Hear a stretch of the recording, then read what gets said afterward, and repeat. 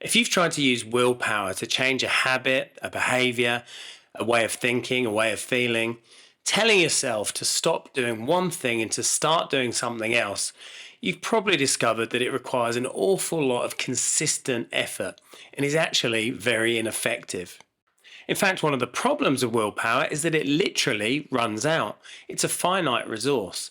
And so if you tried to change something using willpower, you've probably discovered that you can do it for so long, maybe a number of hours or days, whatever it might be, but then suddenly it's almost like there's nothing left in the tank and you just kind of go back to the old way of doing things.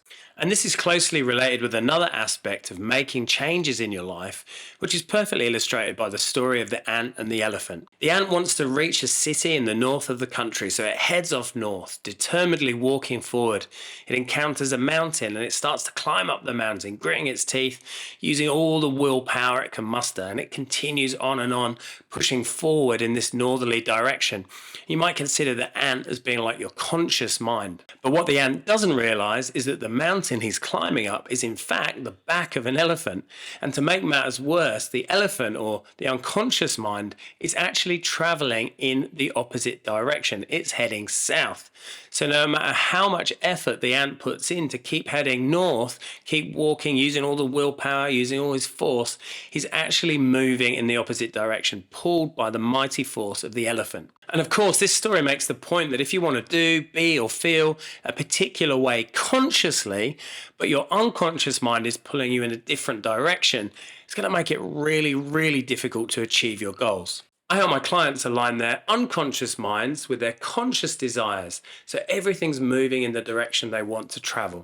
And you've probably had this experience where you've set yourself a goal. There's something you wanted to do, some habit you wanted to create, something you wanted to stop doing or start doing, some way you wanted to feel, be, or think.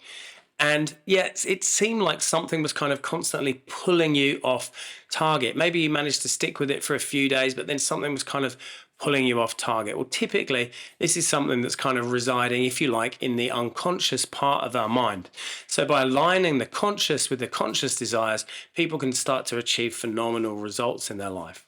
Hypnotherapy is an incredible tool to make lasting changes and to move you towards the life you want to be living and the way you want to be living it.